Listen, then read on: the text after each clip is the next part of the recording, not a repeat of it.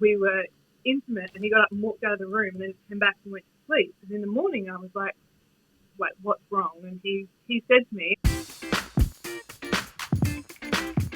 welcome to Bari Banter, where we talk everything bariatric surgery with the people that know it best, the patients. I'm Shannon, and I'm here with my co-hostess with the mostest, Lita. So sit back, relax, and remember, sip, sip, sip. G'day, Lee. How you going? Hey, Shan. I really want to know how many people say sip, sip, sip with me at the beginning of every episode. I've had a few people say, "Oh, can you change that intro?" And I think we maybe have to just change it soon because a few people aren't the biggest fan of it. I like the sip, sip, sip part. What else can we say? And remember, take your multi. It applies to the bariatric community. It's been a big week again. Tell you what, trying to organise an event during COVID is an absolute nightmare. Try and organise an event during a global pandemic. Well, I think we found a good compromise because we had a band and we had to cancel the band because the room that we had, we can dance outside now, so we had to get the room that you go outside, and this will be brought out after the event. So I'm twitching because I get like. I was like, you're winking at me. It was confusing. I'm like, am I saying something I shouldn't be saying? No, I'm triggered because the amount of stuff that we had to put up with beforehand. Like, don't even get me started. I wasn't sure if I was saying something inappropriate or you're hitting on me. I was getting a bit confused there. Bit of both. Like we had to change rooms and all that fun stuff. Also, over the weekend, we were building props and different things. That was great because we want to put as much into that room as possible to make it just a fun event. That's what it's all about. 150 balloons blown up. Oh, well, that's going to be fun. That's going to be a fun Thursday night. And also over the weekend, I had to deal with getting hacked. My emails got hacked. I know. And so if you've ever received an email from Shannon being like, great news, click this link. I know. I was giving away so many $1,000 prizes over the weekend to all my email people. I would wake up every single morning and I'd have 2 emails from you being like, click the link. But Shannon, I'm not going to click the link. The best part was when they sent me an email that was like, pay us $500 in Bitcoin, otherwise we will release footage of you watching adult films. And I was kind of like, is this an NSV? Because I was kind of like, mate, do it. I don't care. Just like, I just ignored it. I was like, I'm not even threatened by that. Like, release that video if you have to. It's going to be other people that are traumatized, not me. So, but yeah, on that note, should we introduce our amazing guest for today? We sure can. So today's a little bit of a different story. Our guest is a bit of a global trotter and actually sitting in hotel quarantine at the moment. She had her bypass back in 2016, weighing in at 112 kilos, and almost 5 years down the track, she's lost a whopping 40 kilos. She's also worked her way up in her professional ladder in her career, all while working on finding a healthy balance. Safe to say that she's definitely an after that we can all relate to. Please welcome Lauren, also known as Healthy.little.miss. Well, thank you for joining us, Lauren. How are you? I've had better fortnights than this one in quarantine, but this year after a pandemic. But otherwise, frightening. Apart from that, how is quarantine? It's like kind of like you're going to look back at this time and be like, well, during COVID, I had to quarantine. It's going to be a great story for the future. How are you finding it? This is my second quarantine stint. Oh. So I did one in Melbourne in June, so it's rough. You loved it so much you decided to do it twice. I love my daughter. I've got a 12-year-old daughter in Adelaide, and I love her so much that I would do it twice in order to access her.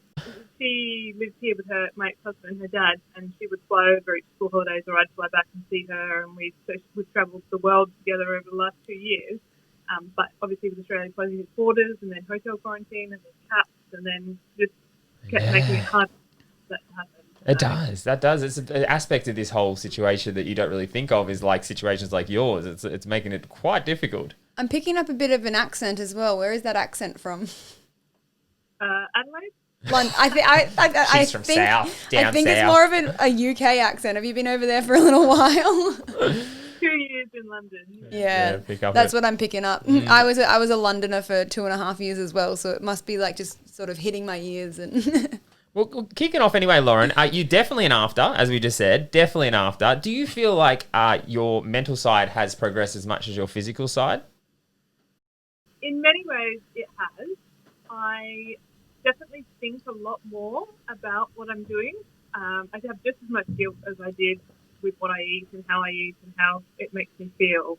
But I think I understand the process a lot better. I understand what I should be doing and I need to be doing. from a real kind of health numbers, numeric planning perspective, as opposed to just, looking at 1,200 calories a day and doing a Michelle Bridges program where you've got to burn 500 calories on a Saturday if you've failed. I really understand what I need to do on a daily basis, or essentially probably more of a weekly basis, and what healthy looks like.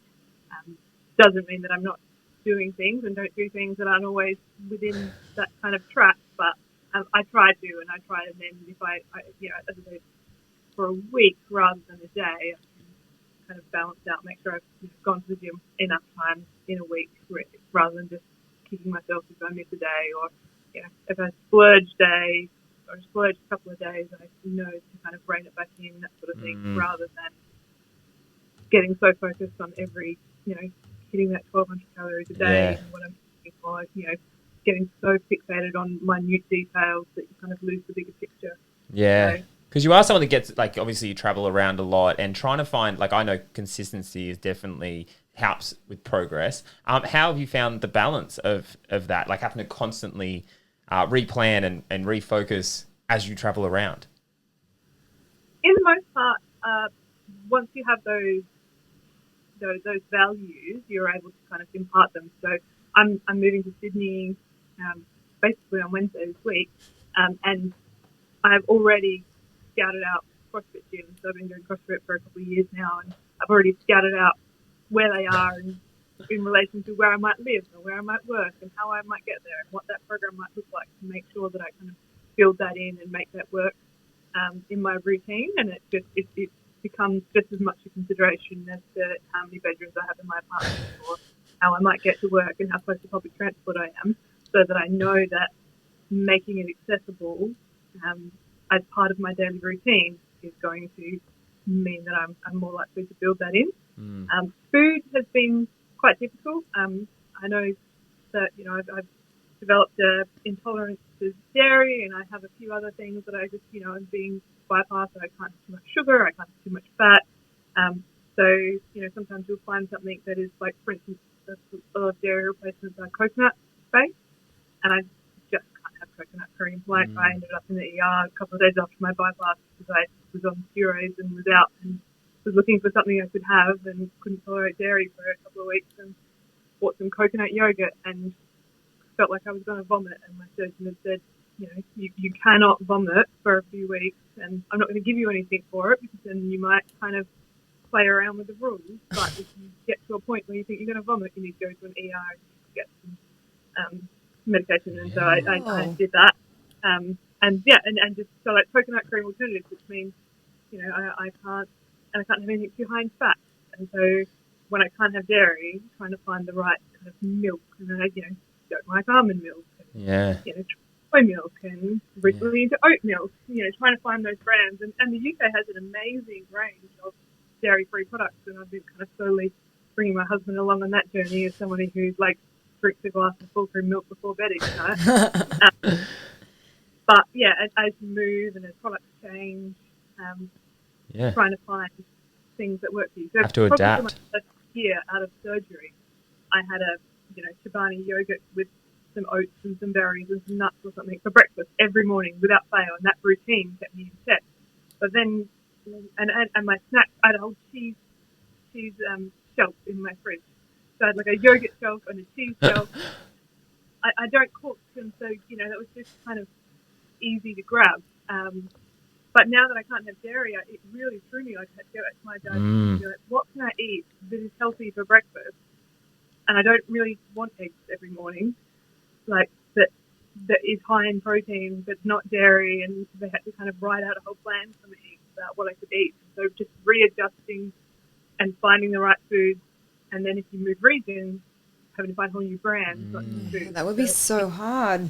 Yeah, massive learning curve. Like, and I think that's good though, because that's what I always said. We tried the vegan thing for a little bit, and I'm not a vegan. I do like meat, mainly fish, but I think I enjoyed the process of trying vegan because it made me think outside the box a little bit and look at food a little bit differently. Just, rather than doing just meat for protein, you start learning different beans that you can get protein from and different sources like that. Same with you going through the dairy process, having to find where you can still get your calcium and different sources like that.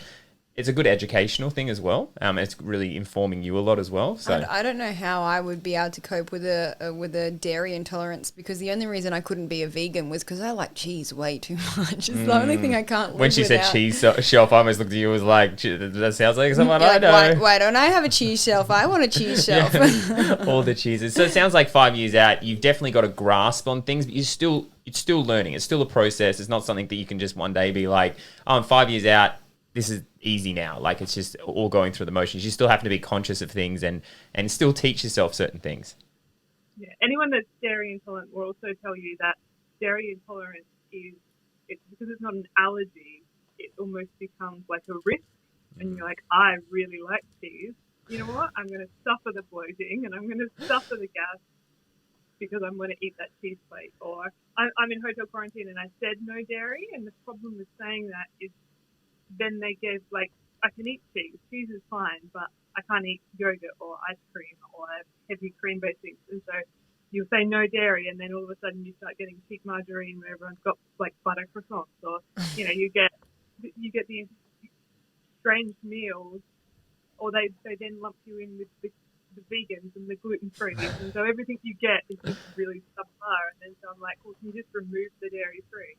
And then you start getting, like, custard tarts and things that you just can't eat. And so there's kind of, this balance of, goat's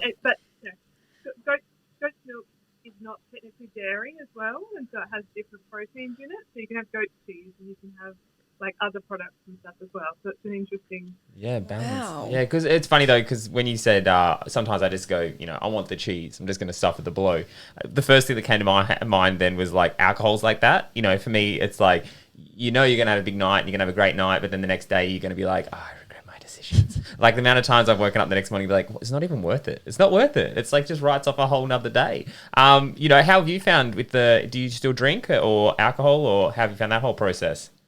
Yeah, I've never been a huge drinker. So growing up, I lived in the country, so I always had to drive to get around. And then I was pregnant at 18, and so I was designated driver, from the time I moved out of home. And then my husband didn't drive, so I was always the one that had to drive. So I'd never been a huge drinker. I was kind of maybe once a month I would kind of have a big night out and feel a bit sorry for myself the next day. But I've never really been a come home from work and have a glass of wine type of person.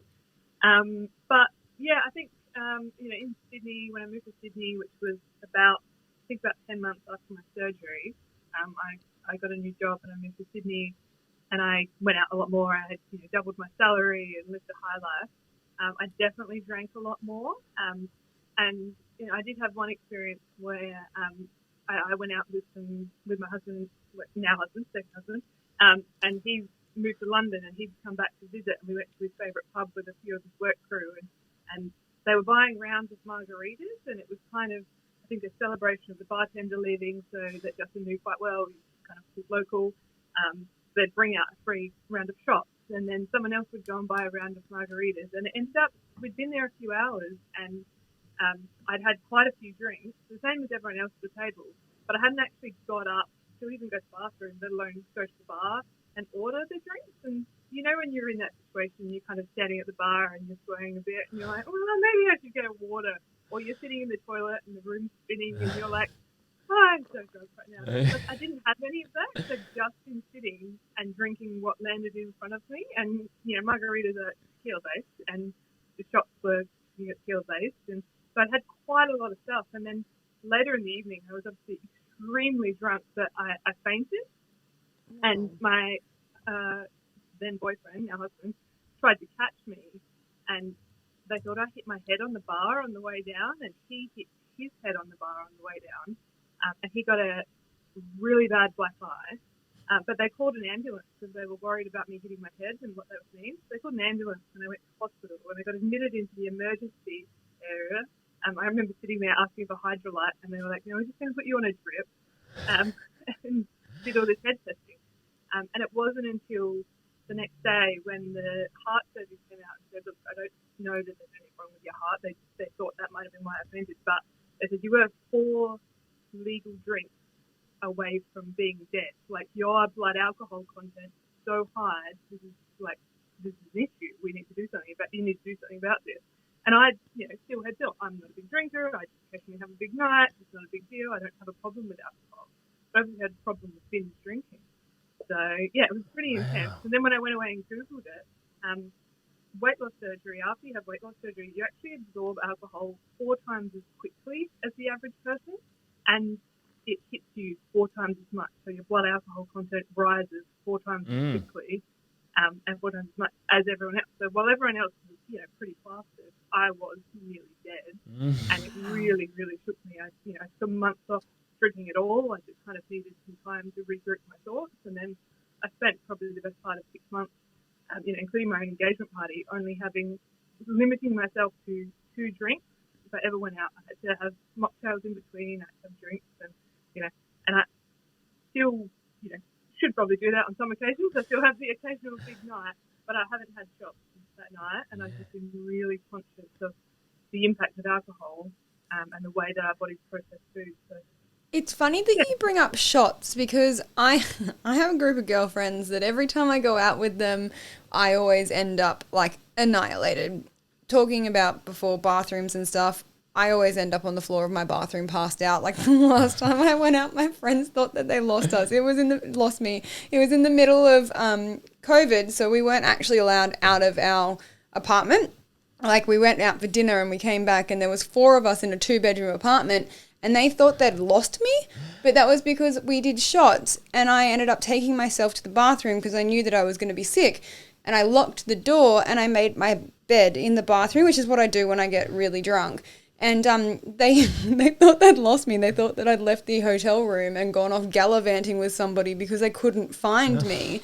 But it's always this one group of girls. And I'm fine until I do shots. And it's the shots that just absolutely just take me over. Like, yes, I'll have a few glasses of wine and I'm okay. And I do feel that I definitely do get hit by alcohol a lot faster than what I used to. But I'm okay drinking cocktails and that sort of thing.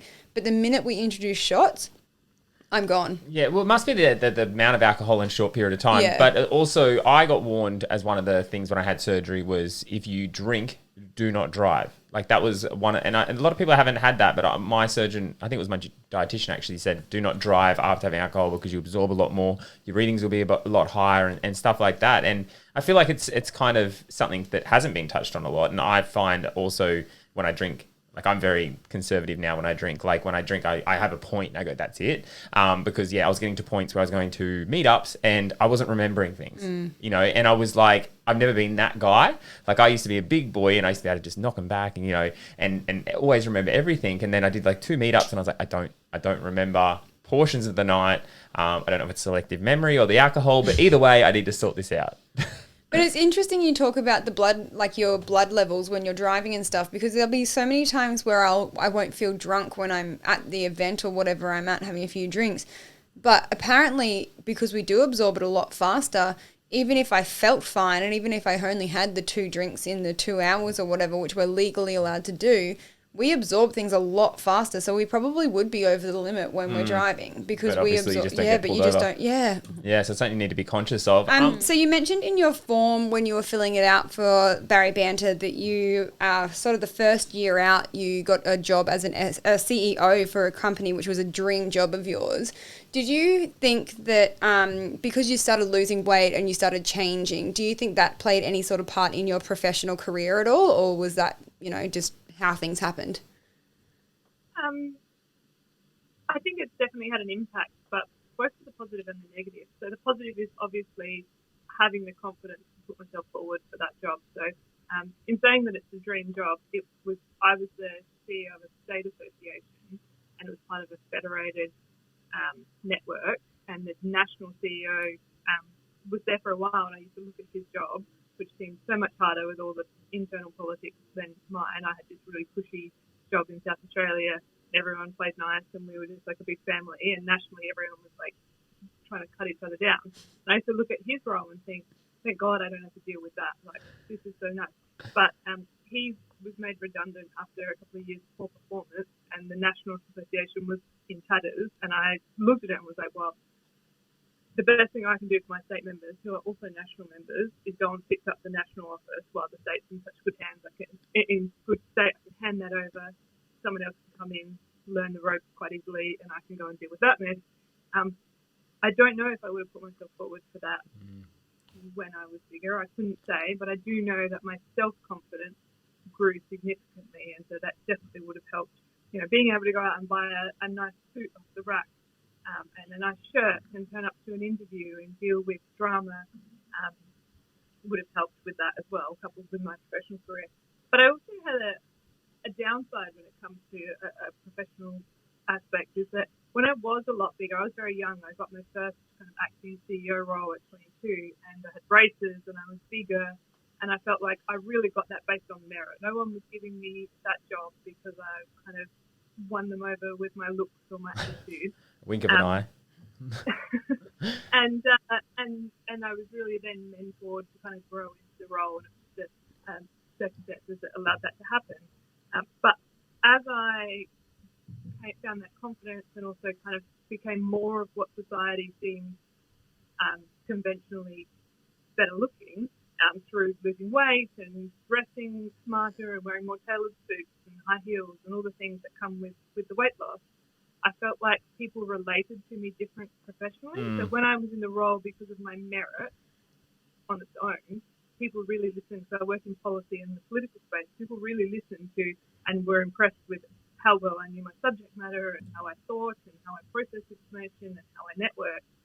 When it became the other way, it was like people wanted to buy me a drink at a conference, and they wanted me at their table because I'm fun and I'm good looking and I'm all these things. You know, the men that male-dominated industry all wanted me there because young female, blonde, you know, dressing in tight dresses. We want her at our table, not because, oh, Lauren, she really knows what she's talking about. Like, you know, we need her at the boardroom table. They're like, we want her at our conference table. We want to hang out with you. We've all got a bit of a crush on you. You know, there's sleazy comments and different things. And so it was difficult in some ways to kind of process and think like, this is what people have really like. And I'd just been hidden from that because I didn't have the features that draw out those characteristics. Yeah, well, I think that, and I've talked about this before, I think that's what makes the women within the weight loss community amazing, and like I have so much appreciation for, and I'm a little bit protective of, purely because you have to build on those other aspects of who you are, and then you lose the weight, and then you fit a society norm. So, you know, not only are they stunning and beautiful, you know, they've always been beautiful, but like, you know, they have the society standard of beautiful, plus they have all this other stuff they've established over time that they haven't had to rely on their looks for. You know, a clear indicator with you is, you know, you've always been the same smart woman, but sometimes overlooked for that aspect of who you are because of other reasons, you know. So was there a stage through this process you found harder than the rest? I think going into it, you know, I was pretty clear going into weight loss surgery. So when I first heard about it, it felt like the magic solution that I'd never heard of to a lifelong problem that I'd gained and lost sort of 40, 50 kilos 2 times over. And I saw someone that was far bigger than me, you know, that and probably dropped 10 dress sizes or 5 dress sizes or whatever it was, you know, and became much slimmer than me. And I thought, well, how have I never heard of this? And I went through that process. And when I did my research, and I researched a lot, that's kind of me as a person, when I did my research, I thought that bypass was definitely the right decision for me. And I made that decision before I went to see a surgeon. I know a lot of people just kind of turned up to a surgeon and took their advice, but I did all the pros and cons, and I went on all the forums about, you know, what's great and what's not great and what are your regrets. And for me, my addiction to sugar and my addiction to and my need for negative reinforcement through the idea of dumping and those sorts of things, it was about learning new things. And I was convinced that if I had the sleeve, firstly, that I would just fill my little tiny stomach with chocolate croissants and not solve the problem. And secondly, that over time it would stretch, and it had only been around for sort of 10 years, whereas bypass has been around for 50. And I paid for my surgery myself, so it cost me about $33,000. And I was like, I'm not paying that money to be in the same position in 10 years' time. And then also I was still just nervous about it being a major procedure, and I thought if something goes wrong, you can't reverse the sleeve. If you get this really negative side effect, there's no going back. Whereas bypass, I hear a lot of people sort of say, you know, I don't want the option of not going back. Whereas for me, it was like, if I have a major medical issue, I don't want to have another major procedure on top of a major procedure and kind of keep messing with my body in that way. I would like to be able to change what I've done and then find a different solution. So I chose bypass, but I think the biggest risk for that for me was I was quite young. I was 25, 26, and one of the risks of bypass is malabsorption. So for me, that was a pro because it was a lifelong, you know, ability to not absorb all the calories that I was eating. So I was like, even if I don't fix my habit, I'm never going to absorb all the calories that I eat. So I'm always going to have this tool that's working for me, even when I'm having a rough time. But the con of that is that you're at risk of osteoporosis when you're older. And I thought, being young, the biggest risk for me is not just putting back on the weight, but what if I have a transfer of medical issue and instead of being obese, I'm skinny and loving life, but all my bones start to disintegrate when I'm 50 because I've been not absorbing calcium. So I thought, you know, following medical advice that taking calcium and vitamin D tablets every night religiously, so taking my multivitamins, would prevent that from happening. And I was fairly convinced that would be the case. But actually, working with an allied health team with my surgeon, something that I was really set on doing. My surgeon had a dietitian, a GP, an exercise physiologist, and a psychologist, and you had to meet with all of them before you had your surgery. And then you also had to meet with them all regularly, like it was every 2 weeks, and then every month, and then every 3 months, and every 6 months for 2 years post-surgery. And they said, this is what will prevent you, take these tablets. But my GP scheduled you, if you have bypass, the bariatric GP scheduled you for a bone density scan every 2 years to test the density of your bones and monitor for osteoporosis. Now, I didn't even know that was a thing, but throughout the process, I've come to love all the body composition scans, the max scans, and the kind of the science behind how healthy my body is. It's not just relying on the scale. And it turned out through my bone density scan that I had osteopenia, which is kind of, you don't have osteoporosis, but you're on a journey there. You're worse than the average person. Now, we don't know if maybe I even had that before surgery because they never tested me like for a baseline. But 2 years out, I was diagnosed with osteopenia, and I had a kind of a bit of a moment where, again, I had to realise that, yeah, this is a real issue, which is pretty scary. I didn't know it can be, but it can be reversed.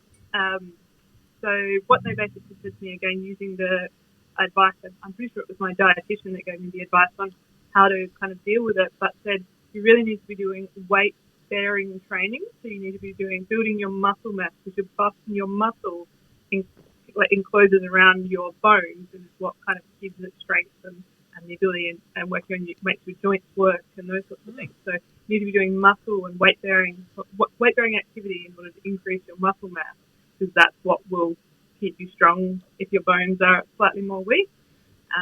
So I've been, as I mentioned earlier, I've been doing CrossFit for a few years, kind of on and off since even before I had surgery, but quite religiously over the last 2 years. And I had another bone density scan 2 years after that, so around the 4-year mark.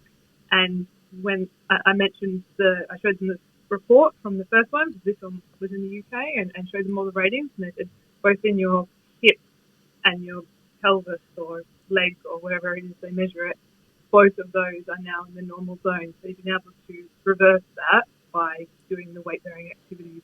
Wow. So it's not so much like, so is it kind of, I imagine that like, so you're strengthening the muscles so the bone has time to heal. I'm trying to understand, is it like, you know, how if you have a bone that's broken, you put like a sling on it to support that bone while it heals? Or a cast, yeah. Is that why they're telling you to work on the muscle so it supports the bone to give it time to then, you know, get stronger? Or is it literally just long-term solution? I'm trying to understand it in my head. What would be the resolution of that? Maybe the muscles like feed the bone and it becomes more dense. I don't know. Just supporting it.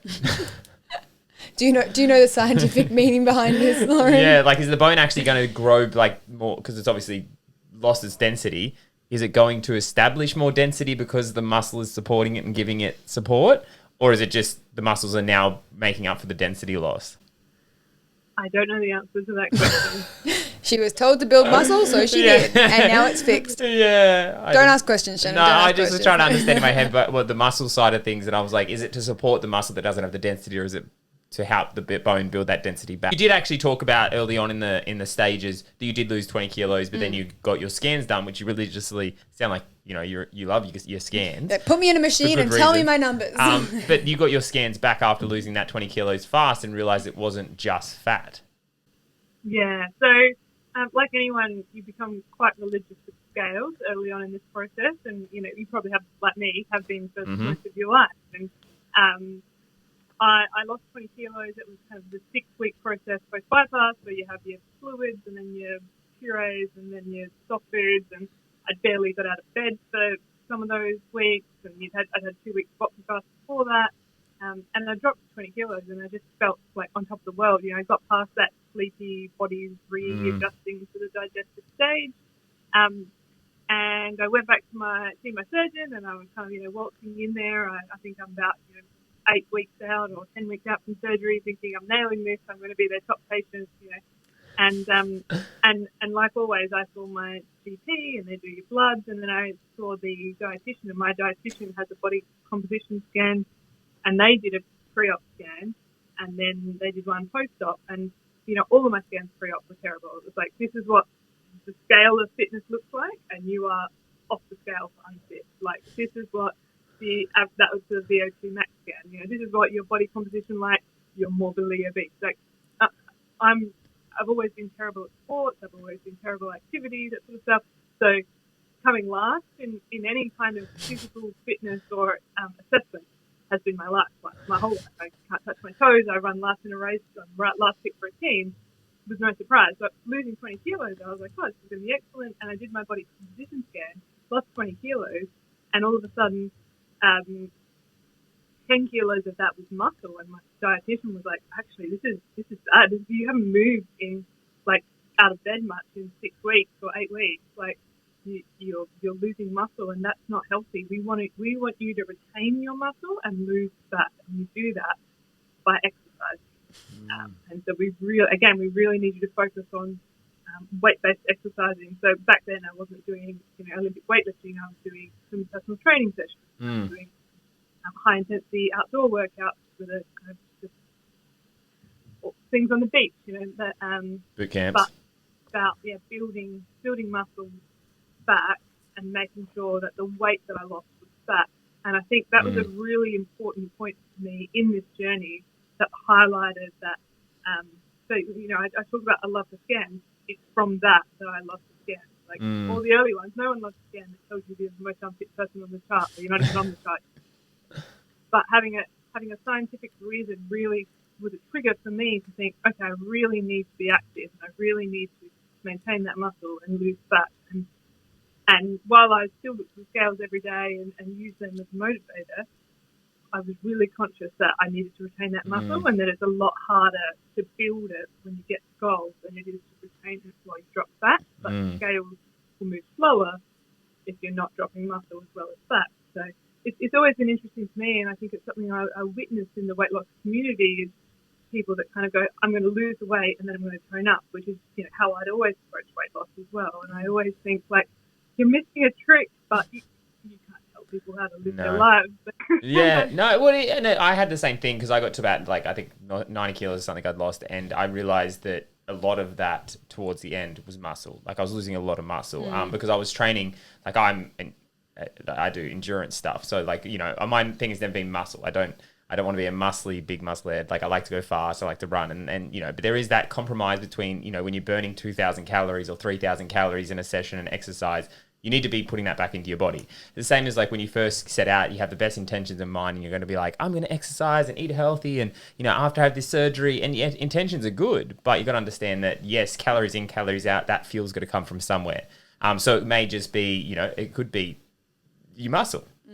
Something's got to feed your body. You got to get that energy from somewhere. So I think it's a really valid point that people need to be conscious of. Weight isn't just weight. Especially because when we were larger, energy in versus energy out, if we didn't have enough, your body would eat the fat cells, and that's where you got the weight loss. But when you've actually sort of started along your weight loss journey and, you know, you've already started stripping the fat, so to speak, you've got nowhere else to take it from. So your body does start eating into your muscles because that's where all the energy is stored. So you've got to really kind of think about it slightly different. And I think, Lauren, yours is a really good example of people who think that weight loss surgery is the easy way out. Like, you lost 20 kilos in about 8 weeks or so, which a lot of people without knowing your backstory would be like, whoa, that's amazing. Like, you know, you really succeeded. And you thought the same thing walking into your surgeon's office thinking, you know, I'm finally going to be on the top for once, you know, but there's so much more behind it than just losing the weight. It's not the easy way out. You end up being malnourished, or you have osteopenia, or I just wanted to say that word again because I can pronounce it. I can't say it. But no, it is, because these are points that surgeons probably put across, and like, you know, be conscious of this, be conscious of, you know, not burning, you know. But you don't listen. You don't listen because you're just like, I have this loss. massive total of weight that I want to lose, and that's your main focus. And we get addicted to the scales. Yep. It's very much, we get addicted to that weight loss, and it's not, you know, it's not something healthy mentally and physically to get addicted to the scales, because some days they won't move, and then you'll get against yourself. And I think that scales are they're needed at the very start of your journey, because you need to see the numbers dropping on the scales for you to know that it's working and that you're doing the right thing. However, sort of once you're sort of at the, you know, 8-week mark, you need to start adjusting more than just looking at the scales, because this is so much more than just the numbers on the scales. It really is. I think, interestingly, you'll see so much hate out there for the body mass index as a measure of health, for people that use that as a tool, and doctors will use that as a tool as to whether you're eligible for weight loss surgery or whether you're morbidly obese. And almost anyone in the weight loss community will say, oh, you know, that's bullshit. You know, BMI has no inkling, or I'm big boned, or I have this, which is a fair statement. It is a medical tool to assess things, but there are other factors that need to be taken into account too.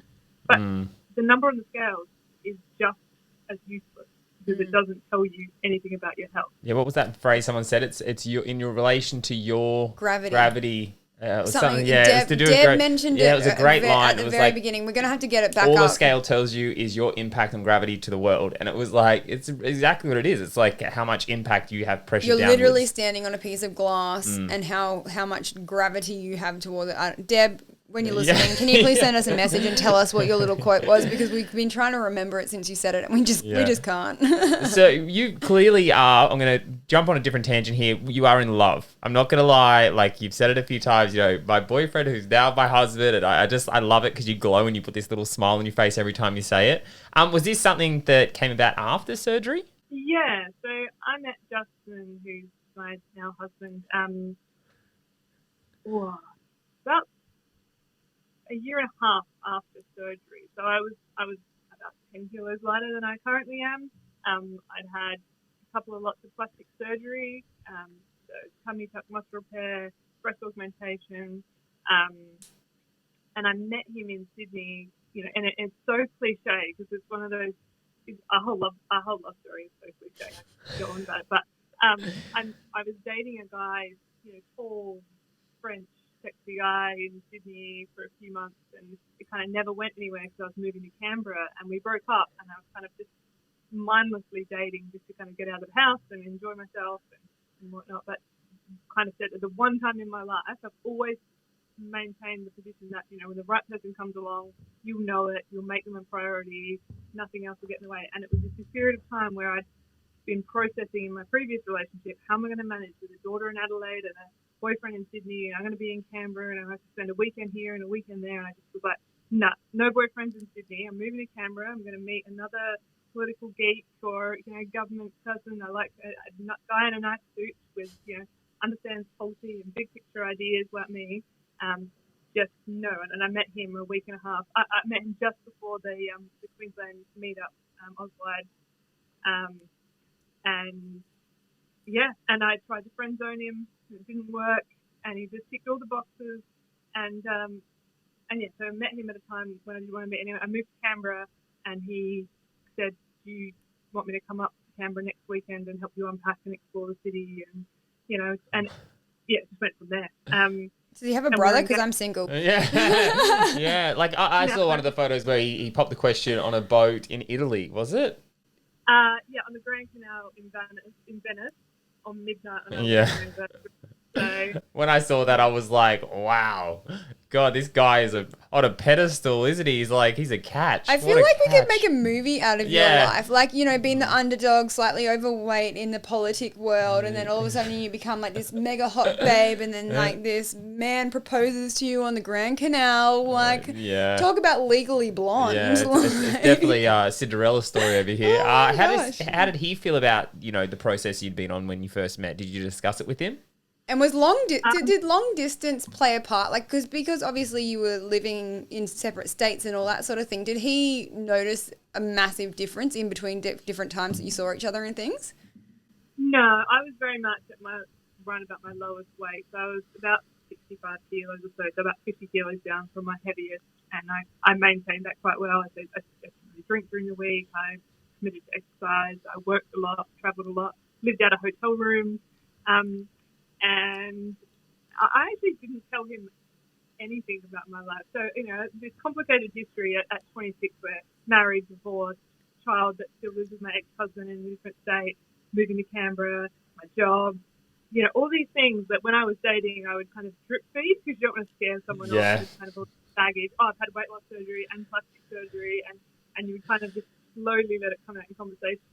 And we met on a dating app that had just my first name and my job title, which was at the time National Executive Officer, which was kind of a CEO but of a national association because we had this state model,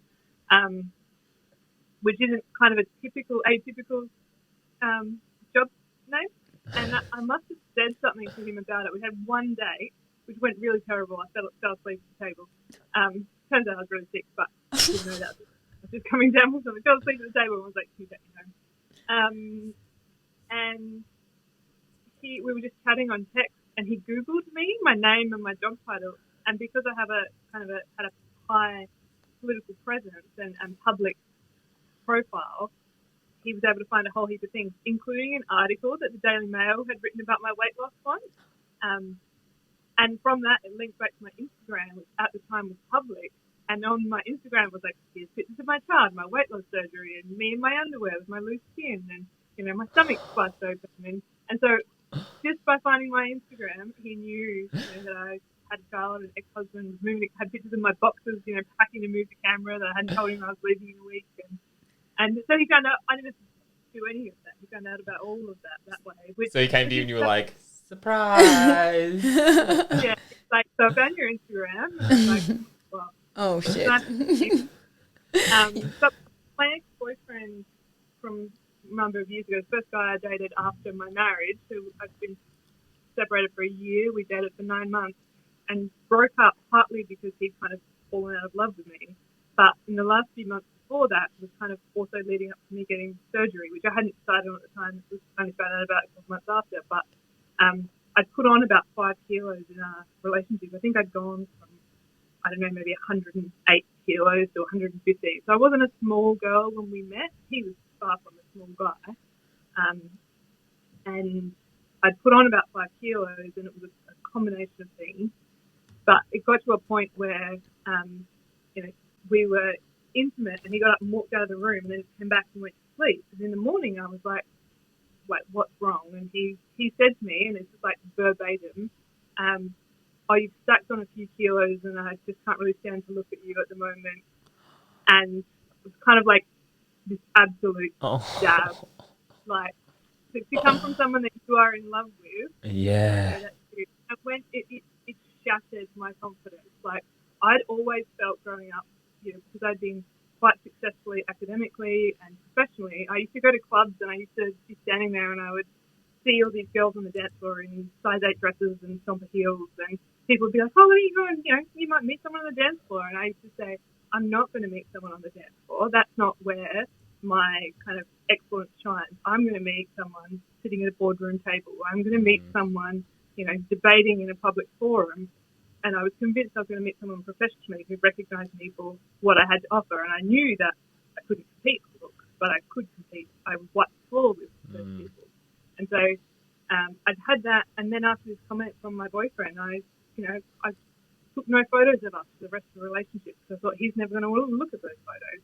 I started getting dressed in my walk-in robe and closing the door because I didn't want him to see me naked. Like, just completely shattered who I was as a person. Yeah. And even being wheeled into my surgery, I remember crying for hours just in the hospital room waiting for my surgery.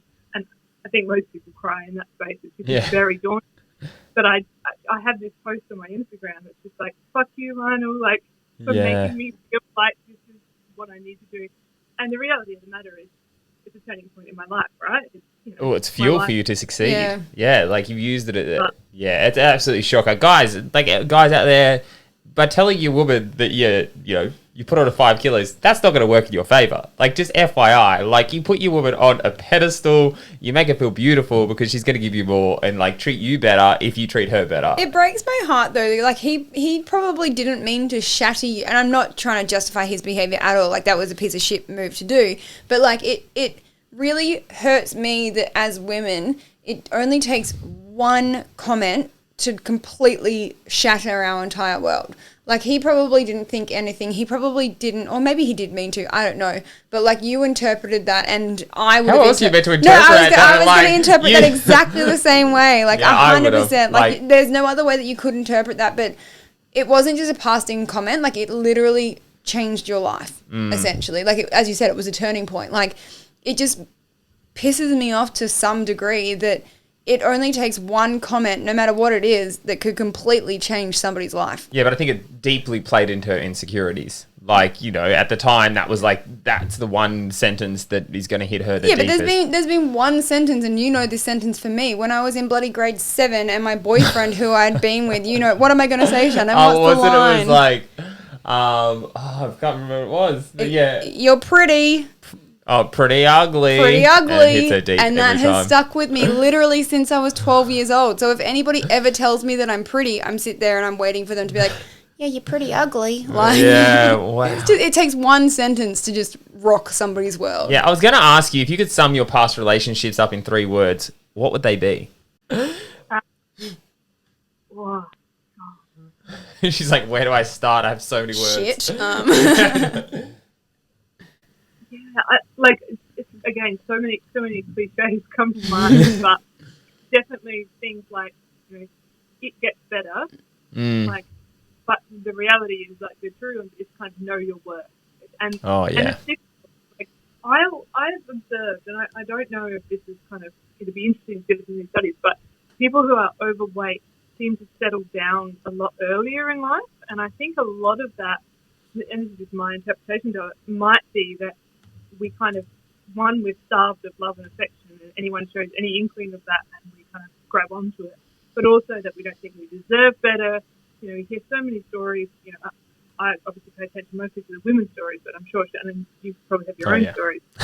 That, that you settle down and you settle for less, and you don't have the confidence to expect more. Or, the whole, you feel like you're a 4 and so you can't date an 8 or a 9 or you kind of look for someone on your level, and if you feel like you're not worth something, then you're not going to expect somebody else who's worth more to come to you. And, I think, as you become more of what society deems acceptable and beautiful, I got to a point on Tinder, because I'm so conceited, but I was just lazy and I was just over it, that if they didn't super like me on Tinder, then I wasn't going to, accept them. And I think you got, 1 super like a day. And I was like, only accept, if they're going to not put me on a pedestal, I'm not going down that path. Yeah, that's fair. That's good, it's though. It's almost like you've been scorned, though. So it's like, past experiences have made you go, you know what? My pedestal is so high. Come get me, boys. Well, I had a list of all the things I wanted in a partner. Once upon a time, I don't know, maybe I'd read The Secret, maybe I just read someone else that had done it, but I wrote a list of everything I wanted in a partner, your minimum standards, and I got to a point in my life, getting towards your 30s. My first marriage was with a partner I'd been with since I was sort of 15, 16, and I'd seen friends that had been in those relationships that were still in it, and those couples had grown together, so I felt like when you stay in those relationships, you forgive more and you accept people's kind of development journeys. When you're coming up to 30, you start to think, if they're a smoker, I'm not going to accept that. Or, if they don't have a job, I'm not these are very low standards. But, you have these, and then you think, well, maybe I'm being too harsh. Maybe I expect too much from someone. I'm not giving them any space to make mistakes or find themselves or do those sorts of things. I had written this list, and I started to question it, whether it was too much. And then I met Justin, and it was so cliche, but all these things, you know, I wanted somebody who was ambitious in their career, and you know, 8 months into our relationship, he moved to London because he wanted his global company wanted him to work on the biggest project they had. And he just had to go. You know, I wanted somebody who would accept that I had a daughter and not kind of hold that against me and work with me around that. And not only did he accept that, but his sister is 10 years older than him, and she's got a son. So there's a small age gap between Justin and his nephew, who's, I think it's about 10 years or 12 years difference. And so as a teenager, his sister was a single mum. He'd live with them and help raise someone else's child who was a close relation to him, but not his child. And he'd fed them and he'd bathed them and he'd helped them with their homework. And he'd done all these things and built this relationship. So he was accepting to the idea that somebody else's child could easily become a solid part of the family unit without it having to be his own. So all of these things that I'd written down, when I go back and look at the list, not only did he tick the boxes, he exceeded all the boxes. That's it. We're sitting down and we're making a movie about your lifestyle, because it's almost like you wrote a wish list and then it came true. You deserve it though. And every woman deserves to find that. You know, the guy that ticks more than the boxes you had written down. But I love the fact that you wrote a list. It means that you weren't willing to settle, and I think that's something. But that's what she was saying. Yeah. She was like almost like willing to sacrifice certain items on that list, and it always says like don't do it. Sacrifice the items on your list. The right person will come. We have this discussion all the time because the leader, you know, especially when you come from the certain past, you rely on minimal. Like someone can give you 10%, but that 10% seems like 100%. You know, if you're in the right mindset, and that's what I always say to the leader, like don't settle for less. Like you deserve 100. Get 100. Well, I could totally relate before when Lauren was saying, you just kind of, you don't think that you're worth anything more than what you've currently got. And if you think that you're a 4 and you don't deserve to be a 10, blah, blah, blah. Like, that was my past relationship. Like, the stuff that I dealt with was just, now there's no way that I would ever put up with anything that I went through 3 years ago. Like, no way. Yeah. But we live and we learn, And you grow. Just to be completely superficial, you know, if you were on Tinder, if I was on, I probably was, you know, when I was at my heaviest, I would not swipe on people who I would be physically attracted to because they were too good looking, and I would be like, well, they're never going to want me. You know? Like, I can't compete, you know?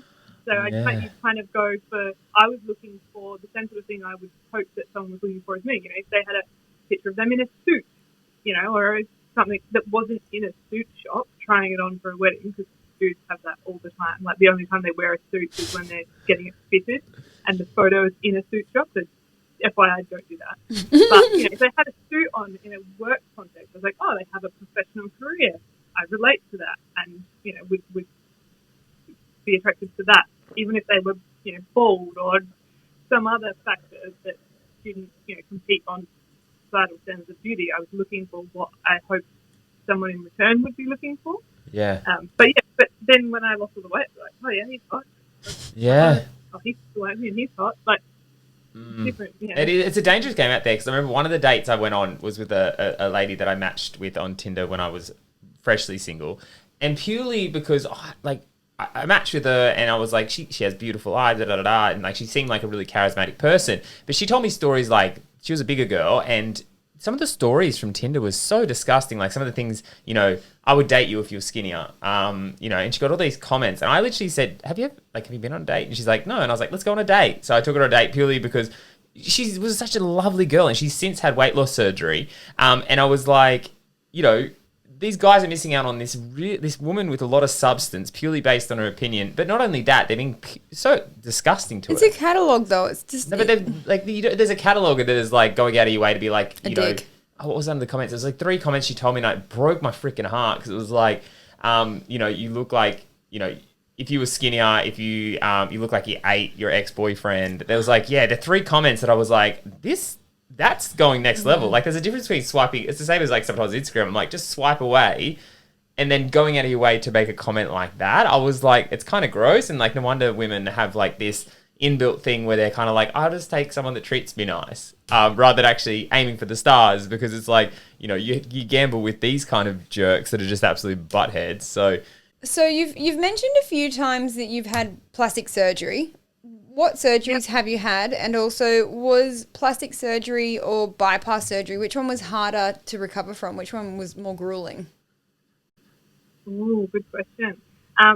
My bypass was really tough, but I lived at home with my mum and I was able to have 6 weeks off work, and it was more of I think, a mental game and learning to tolerate foods again, more than anything. But it felt really successful. Like, as you saw the weight drop, it was a moment. Was it momentum just growing? And I really felt like I was in the start of a journey. So, and I was changing my life. So that was kind of difficult physically in terms of feeling unwell or not being able to tolerate things or eating 1 tablespoon of food and feeling unwell. But I had a tummy tuck and muscle repair. So my stomach skin was really loose. It always had been since I had my daughter at 19 and had a cesarean and had a lot of loose skin. And at the time I had it, I was 60 kilos, so I was the smallest I've ever been. The tummy tuck and muscle repair I didn't think I'd ever be able to afford it. I still didn't have private health insurance at this point. But someone told me about a surgeon in Adelaide who did surgery for was about $7,000 out of pocket, including hospital stay with the surgery. Like, he was just a guy that loves doing plastic surgery, and he's like us, but he's not big on Instagram, and he didn't have much of a following, and drives this old beat up car. He's not interested in marketing. He's not interested in big doing selfies. He's like helping people. And I ended up having surgery through him, and his popularity has blown up just through word of mouth. Lately, people travel from all over the country to see him, and his prices have gone up with all sorts of other things. But I was able to use my superannuation to pay for my tummy tuck, which just actually made it affordable, which was a tough recovery. I was in a car accident 10 days after my tummy tuck. So I had this new boyfriend, this tall French guy. The guy from Sydney. The guy from Sydney, yeah. We've been dating for like 2 weeks or something crazy. And I told him I was going to have this surgery. And I flew to Adelaide. I had the surgery in Adelaide because I thought I could stay with my parents. Sorry. So I stayed with my parents afterwards. And he took time off work and flew to Adelaide and stayed at my mum's house and was here to look after me. And he hired a car. He hired a convertible Porsche, and we drove to the Barossa Valley, to the vineyards, which is in the area where my parents live. And I thought, I'll be fine to go out for lunch. I'm a passenger in a car, it'll be fine. And we drove through this windy road, and he just took a corner too fast, and the car spun out and hit a tree, and it hit the tree right behind my passenger door in this convertible. And so I had this massive impact that was kind of a few centimetres away from me. The car was wrapped around a tree, and I ended up in hospital. And I had to go back to my surgeon really kind of sheepishly, and they had 2 scans to make sure that none of the stitches came on. But my boyfriend, being arrogant and French and proud, wouldn't let me. I wasn't allowed to post about it on Instagram. He was so embarrassed about it. So I couldn't. He was like, do not tell anyone. Like, he couldn't tell anyone about it. And yeah, so then I had to kind of take it quite easily. But recovering from the tummy tuck, I mean, I was CEO of my job at a small company, so I was able to work from home. I was often working from hotels and stuff anyway, so I had a few weeks off and then kind of just worked back into it. At 6 weeks, I went back to working out, which was probably not ideal. I was doing aerial silks.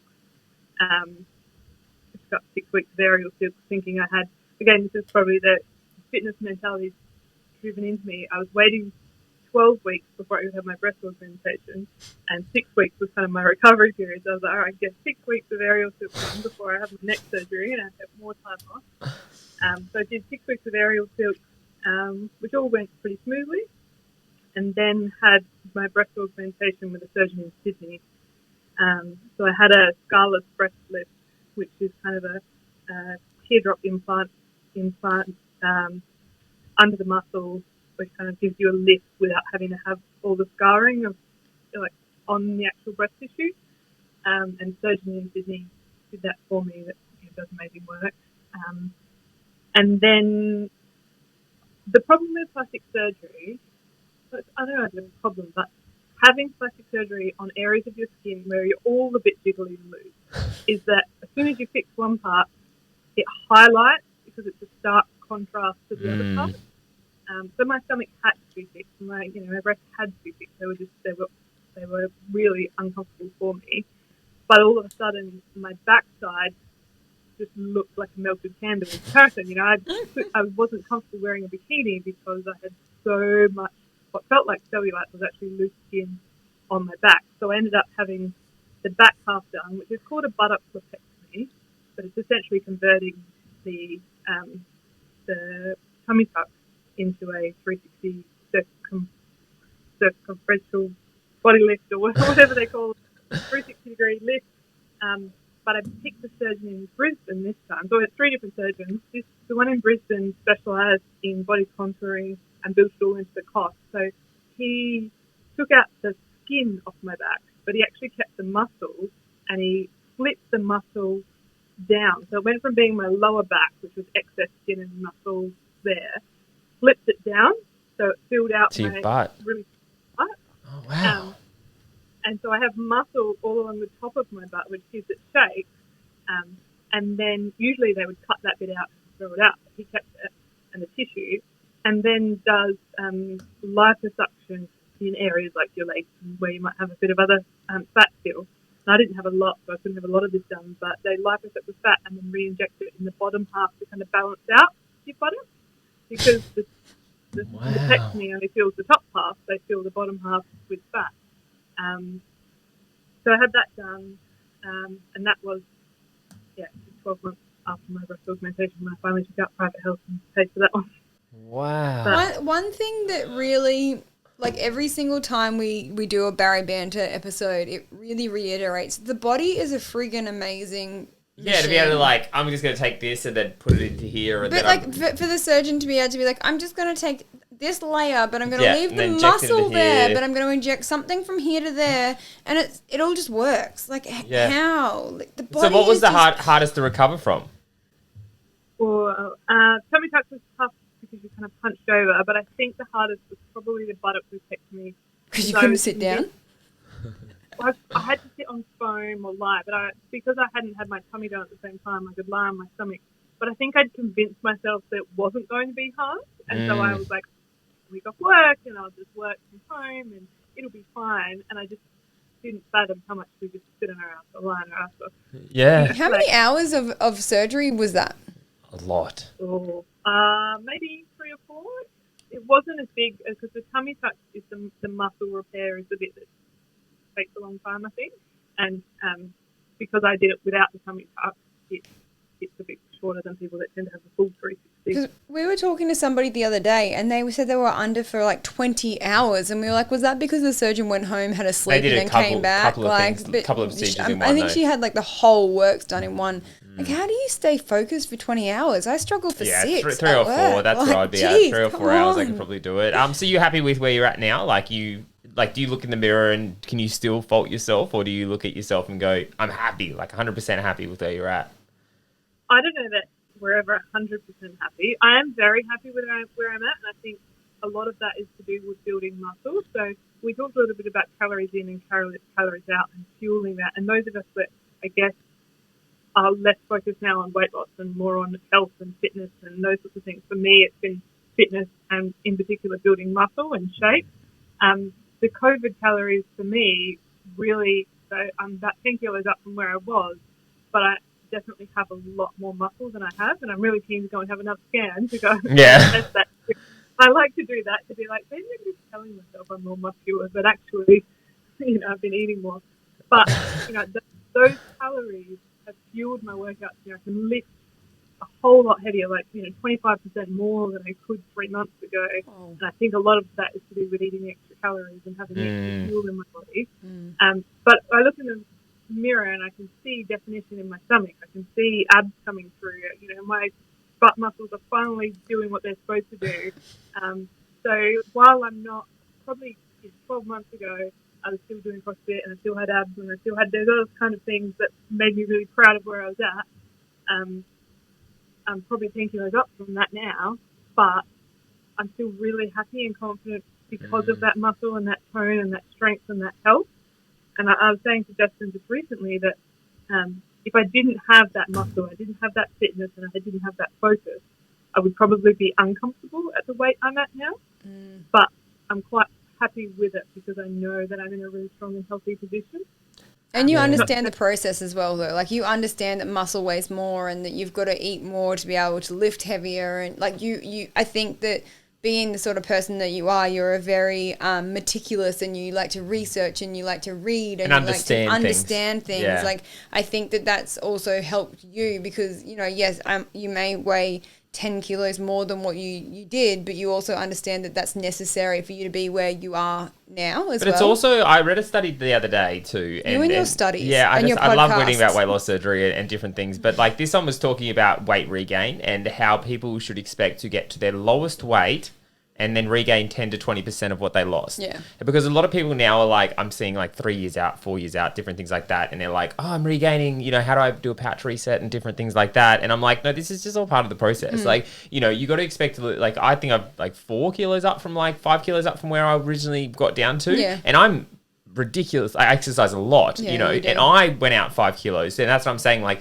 you've got to expect that, but a lot of people take it mentally really badly, and then they start trying to do resets and stuff. You just got to understand it's part of the process. If you know you're doing the right thing, then you're doing the right thing, you know. They say you hit your lowest weight, but from your lowest weight, you should be 5 or 10 kilos up from your lowest weight. So, like, for instance, I got to 65 kilos, and I hit 65 kilos, and I stayed there for a little while, and I was like, sweet, I'm at 65 kilos. But then I'm now sort of sitting between sort of 68 and 70 kilos. But they always say that around the 2-year mark, you hit your lowest weight, but then that's not comfortable for you. So you'll fluctuate 5 to 10 kilos from that weight. And that's normal. You're meant to fluctuate in weight. It's not like we're meant to wake up every single day and have the same weight every single day. Oh, you mean like on a weekly basis? So like on like a, like Yeah, if you were but- to weigh yourself every day, each week it would be different as well. Like, Yeah, that but as well? that's always... Yeah, but Yeah. no, I'm sitting at around 69 to 70 kilos now, and, like, old me would be like, oh, my God, I've put on 4 to 5 kilos. Like, I need to get rid of that. But I've had so many people commenting lately, like, I'm looking the leanest and the thinnest that I've ever looked, but the scales are telling me that I'm 5 kilos heavier from my lightest. So, like, it's normal for you to hit your lowest weight and then gain 5 to 10 kilos and be comfortable because you can't maintain your lowest weight forever. it comes back to that subject. The scales are a thing, but they're not Yeah. everything. Yeah. You know, you've got to look at the big picture and understand what your body's doing. But Lauren, you're 5 years out. We could seriously talk to you for hours. Like, we could talk to you. You've got so much to unpack. But I guess the big question is what's next for you? What are your big goals and your big ambitions? I think for me, I need to settle into Sydney. So I'm moving my lifestyle. So this is the 1, 2, 3rd, 4th big move, so interstate and internationally that I've done. I mean, I am moving back to somewhere that I lived previously, but I need to find my new lifestyle. And for me, that's critical when I move, is to find a gym that I resonate with, figure out what my day looks like and when I can fit it in, you know, find those routines, find those foods, find the kind of your go-tos to make life easier, and then from there you can build on that. So, so there's that. I mean, I'm looking to go back to CrossFit, so I still have all these, you know, traditional CrossFit goals like being able to do a handstand or a push-up, you know, to deadlift my body weight, to do a pull-up. I'm fitter, I'm stronger, I'm building muscle, and I can see the tone. But there's still these basic things that I can't do, and I constantly kind of work towards. I also really want to master the WAP dance from TikTok. So that's been one of my What's the WAP one of my quarantine. Are you kidding? You don't know what the WAP dance is? No. Google What it. is it? I'm gonna have to. I'll put it up in the YouTube video. Do it in an so I can incognito educate message myself. though. Oh, okay. Yeah. Wow. Okay. Do you know what WAP stands for? Also, No. Okay, we're not going to say it. No. Keep going. I don't need to be be able to do it, put it on my Instagram or something. I need to be able to do it so I can smash it out at a party when the song comes on and just like nail it. So I've got plenty of time. You know what's really funny? The dance that I wanted to do that for was the Get Up. Do you remember that song? I want to do the two-step. That was I was like, yeah, I'm going to nail this. So whenever I'm at a wedding or whatever. I'm not looking for moves. I'm just looking to be like the least white man on the dance floor. Like, I'm so like dad dance over here. That just shows how innocent I am though. Because like the WAP dances, like, you're on your hands and knees and you're like twerking on the floor and sliding everywhere. WAP dance. What is the WAP And here dance? I am. It's like, I want to learn how to do the two-step. Man, I'm still working on the Macarena and I learned that like 15 years ago. So, yeah, and I still can't nail that. I think not only should you listen to the song, but you should learn the WAP dance. Oh, okay. You've. Hey, I would love to say yes, and I'm the most unco person when it comes to dancing. I was going to challenge I'll end up looking like a worm having a seizure. That'll literally be me. There's an Instagram page called Comfortable in My Skin, which is just an amazing page about women coming to terms with their labia and standards around that. It's a whole other topic. But she has a challenge, and this week on Friday, her challenge is about dudes doing the WAP dance, and she wants people to send in dudes doing the WAP dance. So boobs, boobs doing the WAP dance. No, dudes. Oh, I think you said boobs. I was like, how do boobs do the WAP dance? Out of the gutter, Alita. Jeez. Yeah, well, maybe watch that and get some inspiration. I might have to. Yeah, I just need to, I've got to ditch the lawnmower and the whippersnipper and the shopping trolley because they're my go-to moves. So definitely. I think was when you were doing something completely different where you dropped your DAX. So no, I didn't. This brought up every time. Oswald, I didn't drop my DAX purely because I don't wear anything under them. Like, this is the conversation I always have. Everyone thinks I drop my DAX, and I'm like, no, I would if I had anything underneath it. Imagine doing the WAP and the eagle, the WAP and eagle the WAP rock. and eagle combo. Mash up. Oh god, that would be horrible. Stay tuned for that. Oh god. Not doing it there then because I just remember. No, it was every dude, and I was like, I wish I could because I feel like this would be an NSV to be able to just drop my DAX and embrace the boyness and just be like, yeah, boys, let's do it. But I don't. Yeah, I now Shannon wears underwear to every single meetup just in case the Eagle Rock comes on. I might even for the Queensland meetup put it into the mix, just like I'd be like, let's do it, boys. There's like 3 guys coming. You'll be like on the dance floor by yourself, be like, yeah, boys. Yeah. No, I just need those boys from Oswald because they actually got amongst it. So might have to do a re-meet up and just so we could do the Eagle Rock together. I'll wear jocks this time. When they open all the borders. Yes, 100%. Hopefully that'll be soon. Well, Lauren, I hope you're not too bored in quarantine. Thank you it was a perfect opportunity to actually sit down and have a chat with you because you had a little bit of time because you're a very busy woman. But yeah, you were emphasis of an after. You have done incredible. Just thank you for sitting down with us. Oh, thank you for having me. It's been lovely and a great way to pass time in quarantine. Yeah. I'm glad we could help. Well, that is, guys, another episode of Bari Banter. Why, yes, that is another episode of Bari Banter in the books. We hope you got a little something from that one. Head on over to Facebook or Instagram and check us out, or go to baribanter.com where you can watch past episodes, give us feedback, and let us know who you want to hear from next. We love you all, and as always, please stay beautiful.